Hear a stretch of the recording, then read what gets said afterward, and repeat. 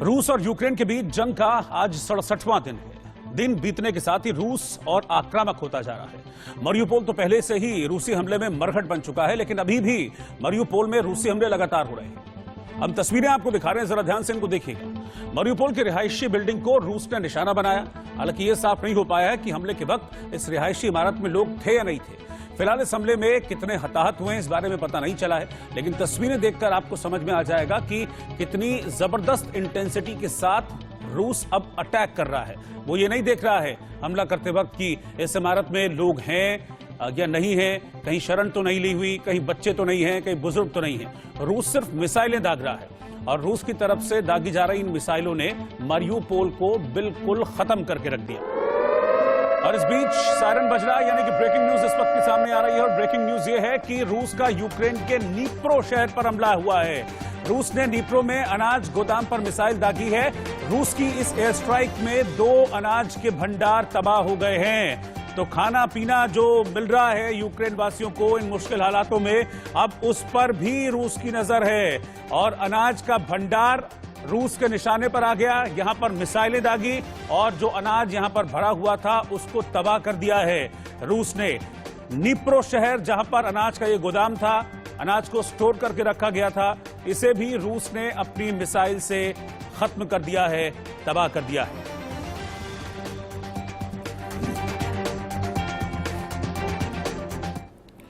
तो रूस और यूक्रेन का जो युद्ध है ये खत्म होने की बजाय तेज होता जा रहा है और लगातार ये तेज होता जा रहा है। खत्म कब होगा इस बारे में कोई जानकारी नहीं है।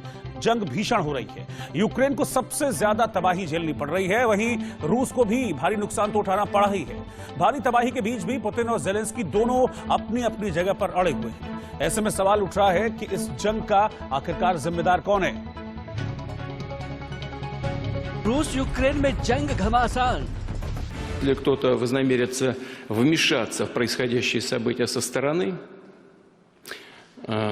то они должны знать, да, и будут создавать для России неприемлемые для нас угрозы стратегического характера, они должны знать, что наши ответно-встречные удары будут молниеносными, быстрыми. У нас есть для этого все инструменты, такие, которыми не может сейчас похвастаться никто, а мы хвастаться не будем. Мы будем их использовать, если потребуется. И хочу, чтобы все об этом знали. अमूमन कम ही देखा जाता है कि किसी देश का आर्मी चीफ युद्ध के मैदान में सबसे आगे खड़े होकर हमले की अगुवाई करे। इससे पता चलता है कि व्लादिमीर पुतिन यूक्रेन पर जीत दर्ज करने को लेकर कितने उतावले हैं। इतना होने के बावजूद यूक्रेन जिस तरह रूस के खिलाफ युद्ध के मैदान में डटा हुआ है, साथ ही नाटो देश उसे साथ दे रहे हैं, इससे तो यही साबित होता है कि सिर्फ पुतिन ही इस जंग के लिए जिम्मेदार नहीं है। Bureau report, India news. और इस वक्त मेरे साथ मेजर रिटायर्ड मोहम्मद अली शाह साहब जुड़ गए हैं। शाह साहब, स्वागत है आपका बहुत बहुत इंडिया न्यूज में। हम देख तो रहे हैं कि युद्ध चल रहा है, बढ़ रहा है, एक एक दिन करके बढ़ता जा रहा है। पहले 1 महीना हुआ, फिर 2 महीने हो गए, उसको भी क्रॉस कर गया। कब खत्म होगा नहीं जानता कोई भी, लेकिन जिस तरीके से अब फ्रंट पर सपोर्ट मिल रहा है यूक्रेन को, नैन्सी पेलोसी भी पहुंची थी ज़ेलेंस्की से मिलने के लिए, यूएस के सांसदों का डेलीगेशन भी उनसे पहुंचा था मिलने के लिए। क्या ये जो सपोर्ट मिल रहा है यूक्रेन को, ये सपोर्ट कुछ पॉजिटिव साबित होगा आने वाले वक्त में? भाई ये जो सपोर्ट मिल रहा है यूक्रेन को, ये पहले ये इनको लंबा खिंचवा देगा युद्ध को। सपोर्ट इस तरीके से मिलेगा कि हाँ, युद्ध को लंबा खिंचवा देगा, उसमें नुकसान रूस का होएगा। लेकिन जो सपोर्ट जो मिल रहा है उसको मैं सपोर्ट नहीं मानता हूं, उसको मैं नुकसान मानता हूं बहुत तरीके से यूक्रेन के लिए। इस पे यूक्रेन का ही नुकसान है अल्टीमेटली, मैटर ऑफ टाइम। अच्छा, कहीं इसका एडवर्स इफेक्ट ना हो जाए कि पुतिन जो है नाराज तो है पहले से, और नाराज होकर कहीं और बड़ा बम ना मार दें। बिल्कुल, इस पे कोई शक की बात नहीं है, और नाराज तो है ही है, और नाराज होके, मगर एक इसको और अगर इस नजर से भी देखा जाए कि आप जर्मनी ने बोला है कि वो आके यूक्रेन की और मदद करेगी, वो टैंक देगी। भाई उससे क्या होएगा कि रूस को ताकत में, ये यूक्रेन को ताकत मिलेगी रूस से लड़ने की, ठीक है, वो मदद है, मगर आप देखिए वो इस पे नुकसान तो यूक्रेन का हो रहा है ना, नुकसान रूस का भी हो रहा है, लेकिन अमेरिका ने ढाल बनाया यूक्रेन को और यूक्रेन को बिल्कुल तहस नहस कर दिया। यूक्रेन का नाम निशान नहीं बचने वाला इसमें। अब क्या रणनीति है, क्या स्ट्रैटेजी है कि यूक्रेन को लैंडलॉक कर दे मैरियोपोल और ओडिशा पोर्ट, बल्कि ओडिशा पोर्ट से कई लोग आज इवैक्यूएट भी हुए हैं, मैरियोपोल से कई लोग इवैक्यूएट हुए हैं, वो गए हैं वहां से सुरक्षित निकाल के, प्रेसिडेंट जेलेंस्की ने बताया है। अब अगर वहां से ये इरादा है इनका लैंडलॉक करने का, इसको कई भागों में बांटने का यूक्रेन का, तो इसमें रूस का भी नुकसान है और यूक्रेन का नुकसान खैर है ही है। और जो मदद मिल रही है, जैसे आपने बताया भाई, बिल्कुल वो मदद, मैं उसको मदद नहीं मानूंगा, मैं उसको और डिस्ट्रक्शन बोलूंगा। वो तो आग के अंदर आग, एक आग होती है, एक तो आग हो गई हम नए साल पे लोहड़ी पे लगाते हैं, उसमें बेशक केरोसिन डाल दो, वो मदद हो गई। लेकिन जहां पे आग लगी घर पे, उसमें भी आप केरोसिन डाल रहे हो, तो वो तो खराब बात है। या अगर इलेक्ट्रिक फायर हो गई, इलेक्ट्रिक फायर में आप पानी डाल रहे हो आग रोकने के लिए। इलेक्ट्रिक फायर में जो बिजली की आग होती है उसमें पानी डाला करते हैं, बिजली की आग में आप पानी डाल रहे हो आग रोकने के लिए, तो ये और गलत बात हो गई। तो एक्चुअली क्या करना चाहिए उनको बातचीत करनी चाहिए, शांति की बात करनी चाहिए, बजाय कि तुम आगे बढ़ो। लेकिन समस्या तो ये है ना सर, समस्या तो ये है कि बात से तो हल निकल ही नहीं रहा है। बात की टेबल पे तो कई बार कोशिश हुई दोनों को लाने की, लेकिन अब नहीं, दोनों को ही नहीं लग रहा कि बातचीत से हल निकलेगा। खैर, आप बने रहिए मेरे साथ, मैं आपके पास वापस आऊंगा, अभी इस पर हम और चर्चा करेंगे। लेकिन इस बीच आपको बता दें कि यूक्रेन के काउंटर अटैक से रूसी सेना यूक्रेन के पूर्वी इलाकों पर जल्दी से नियंत्रण करने की योजना में सफल नहीं हो पा रही है। यूक्रेन ने माइकोलाइव में ड्रोन हमले कर रूस के सैन्य वाहनों को उड़ा दिया है, जिसकी ये तस्वीरें सामने आ रही हैं। देखिए, ड्रोन अटैक किया गया है, रूस अटैक कर रहा है तो रिटेलिएट तो यूक्रेन भी कर रहा है। ये है कि हाँ, इंटेंसिटी कम है यूक्रेन के हमलों की, लेकिन ये है कि कर रहा है रूस पर हमले। यहां भी देखिए, ड्रोन से अटैक किया गया रशिया के ऊपर और रशिया का नुकसान यहां पर यूक्रेन की तरफ से किया गया है। और सायरन बज रहा है, यानी कि इस वक्त एक ब्रेकिंग न्यूज सामने आ रही है और इस वक्त की बड़ी खबर यह है कि रूसी सेना का खार्किव शहर पर भीषण हमला हुआ है। रूस की सेना ने खार्किव में भारी गोलाबारी की है और रूसी गोलाबारी में एक बच्चे की मौत हो गई है।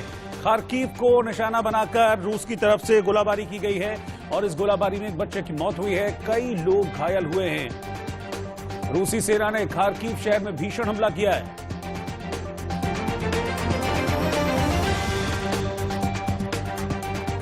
तो युद्ध के बीच यूक्रेन की राजधानी कीव से रूसी अटैक की भीषण तस्वीरें भी सोशल मीडिया पर वायरल हो रही हैं और तस्वीरों में आप देख सकते हैं कि रूसी अटैक में कीव में किस तरह से जबरदस्त विस्फोट होता है।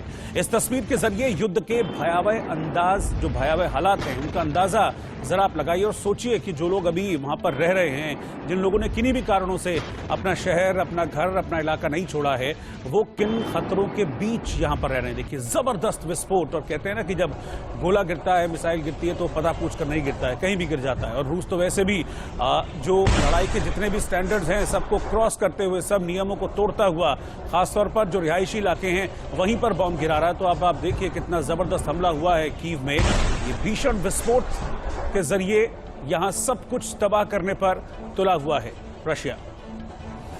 मेजर शाह लगातार हमारे साथ बने हुए हैं। मेजर शाह, देखिए, हम वही बात कर रहे हैं ना, युद्ध लंबा खींचने की, लेकिन नुकसान सबसे ज्यादा तो फिर जान का होगा, उन लोगों का जो लोग किन्हीं भी कारणों से छोड़कर नहीं जा पाए हैं, अपना घर नहीं छोड़कर जा पाए हैं। इतने जबरदस्त हमले कर रहे हैं और रूस ने तो अब कहते हैं ना कि सारे जो स्टैंडर्ड्स थे, जो नियम थे, उन सबको ताक पर रखकर रूस हमले कर रहा है अब तो। बिल्कुल, बल्कि रूस जब UN general secretary Antonio Guterres वहां से गए यूक्रेन से, तो रूस ने हमले और तोड़कर वो गए, उसके एक घंटे बाद मिसाइल मार दी वहीं पर।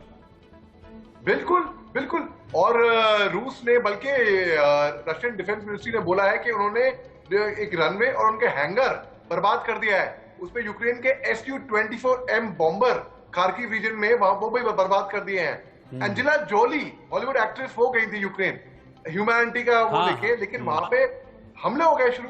तो वहां पे सर, आज दिखाई मैंने तस्वीरें दिन में, आज मैंने तस्वीर दिखाई जब एंजेलिना जॉली वहां पर थी तो सायरन बजा, उनको भी भागकर बंकर में छिप जाना पड़ा।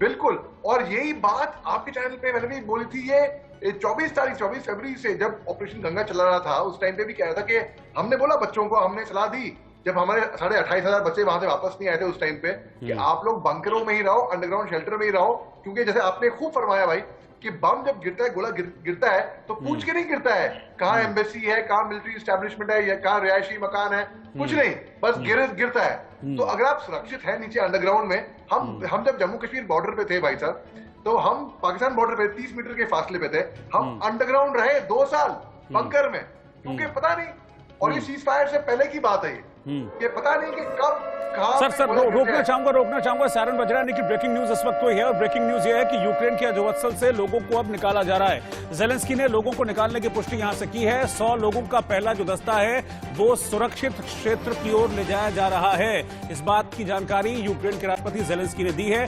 अजोवत्सल में करीब 1000 यूक्रेनी नागरिक फंसे हुए हैं, और यहां फंसे हुए लोगों में ज्यादातर महिलाएं हैं, छोटे छोटे बच्चे हैं, इसीलिए इनको रेस्क्यू किया जा रहा है, इनको निकाला जा रहा है। 100 लोगों का पहला दस्ता अजोवत्सल से अभी निकाल लिया गया है।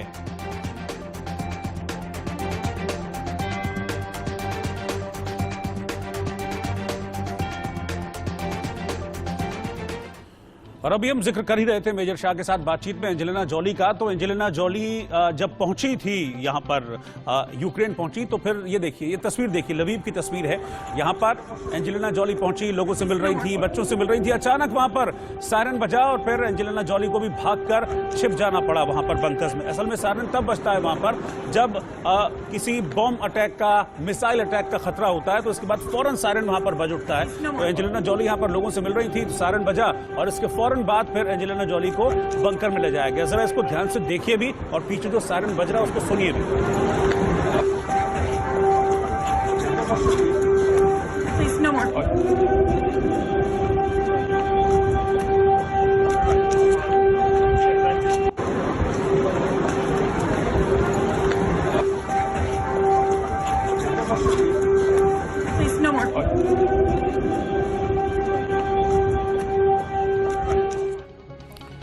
और इससे पहले Hollywood star Angelina Jolie Ukraine के लवीव में युद्ध पीड़ितों से मिली, उनके परिवारों से मिली, उनका हौसला बढ़ाया। युद्ध में माता पिता से बिछड़े बच्चों के लिए भी एंजेलिना जॉली का दिल पिघला। एंजेलिना ने बच्चों से मुलाकात की, उन्हें गले भी लगाया। जॉली लवीव शहर के बोर्डिंग स्कूल पहुंची थी और बच्चों के साथ इस दौरान उन्होंने सेल्फी ली। अस्पताल में यूक्रेन के बच्चों से वो मिली। उन्होंने इस लड़ाई में बेघर हुए लोगों और क्रमस्टोक स्टेशन पर हमले में घायलों से भी मुलाकात की है।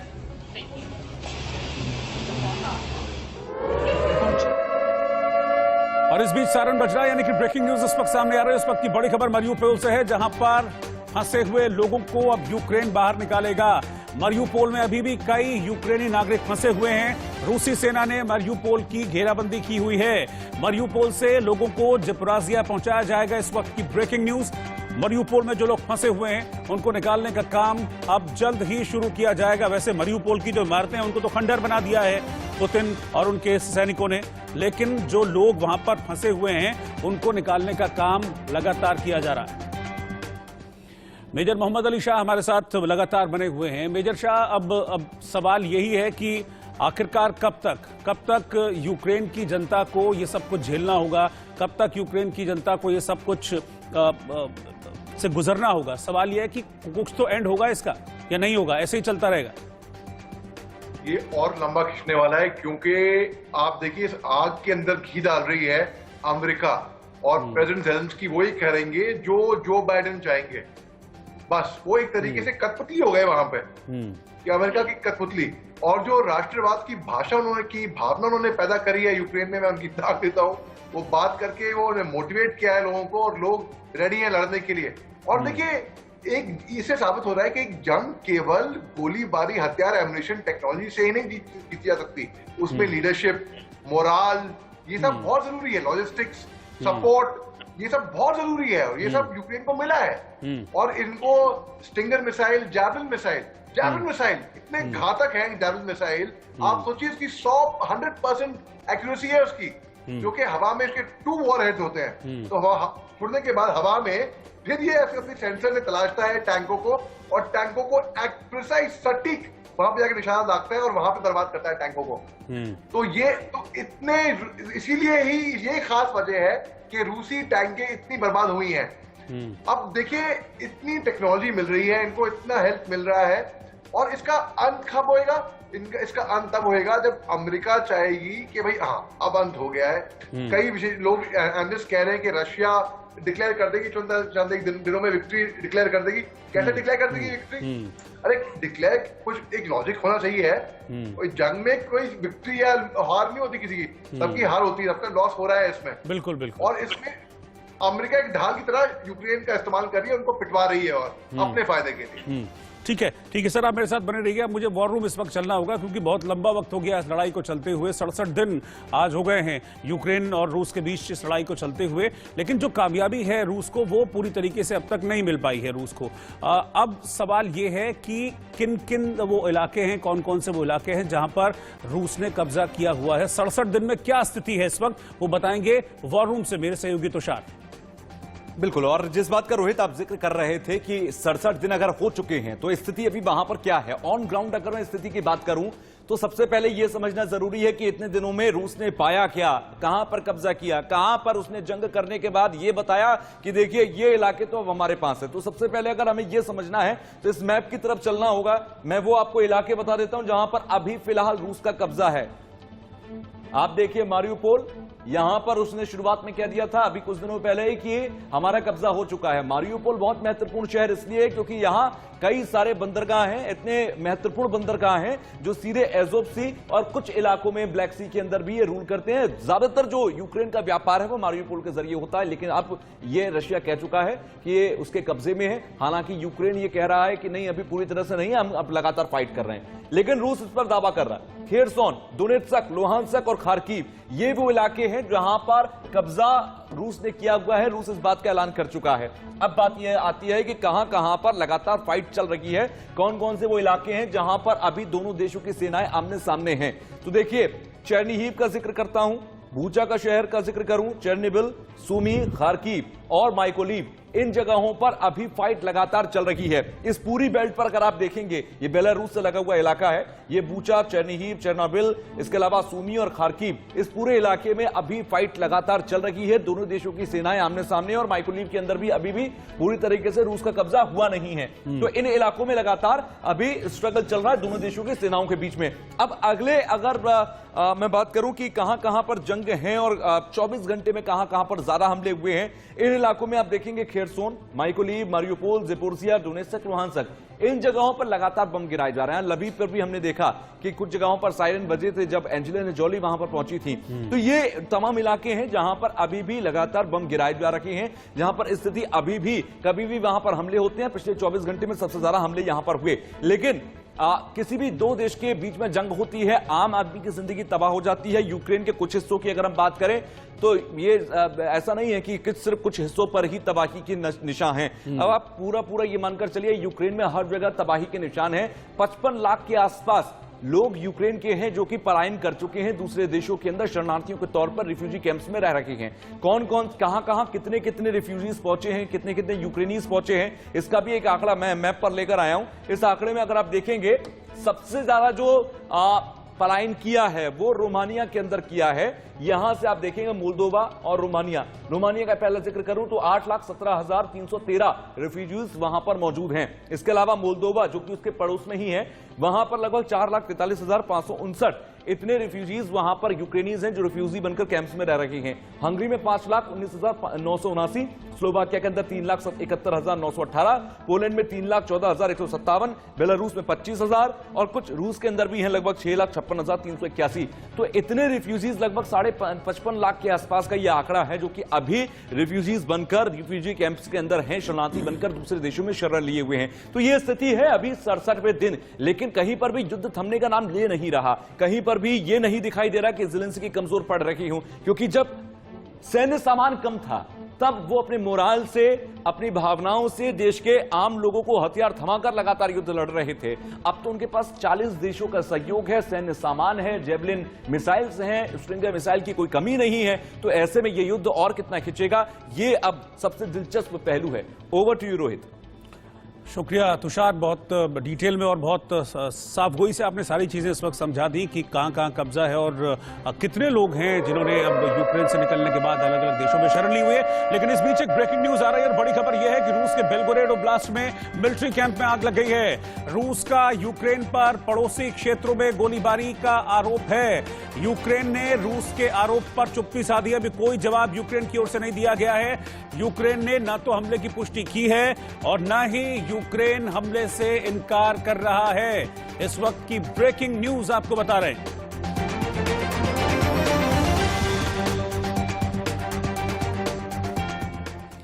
अच्छा मेजर साहब, अभी मैं आज दिन को एक आर्टिकल पढ़ रहा था तो उस आर्टिकल में ये जानकारी भी सामने आई कि पुतिन की तैयारी थी सीधा जेलेंस्की पर अटैक करने की, और ये यूक्रेन के एक सीनियर ऑफिशियल ने इस बात को बताया है कि जो रूस के सैनिक थे वो बस राष्ट्रपति हाउस पहुंच ही गए थे, लेकिन बड़ी मुश्किल से भी जान बचाकर निकाला गया वहां से जेलेंस्की और उनके परिवार को। ये बात बिल्कुल सही है और प्रेसिडेंट जेलेंस्की ने भी ये बात बोली है कि उनकी फैमिली और उनके ऊपर कई बार हमला हुआ है और वो बचे हैं, बाल बाल बचे हैं। तो ये बात बिल्कुल सही है और इसमें मतलब अगर ये जंग है तो इसमें मैं वो नहीं देखता कि ये ऐसा ही क्यों हो कि केवल सिपाही या फौजी ही मारे जाएं।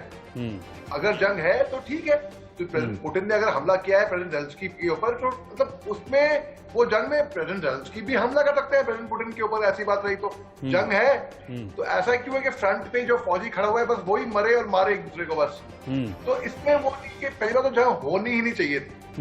पहली बात तो जंग होनी ही नहीं चाहिए थी। अगर जब पिछड़ गई है तो ठीक है, इसमें मैं मानता हूँ, मगर ये आपने जो पढ़ा है आर्टिकल बिल्कुल सटीक दुरुस्त बिल्कुल करेक्ट पढ़ा है क्योंकि प्रेसिडेंट जेलेंस्की ने ये बात कबूली है। ठीक है, बहुत बहुत शुक्रिया आपका मेजर शाह साथ में जुड़ने के लिए। और फिलहाल इस खास पेशकश में इतना ही। आप बने रहिए इंडिया न्यूज के साथ। नमस्कार।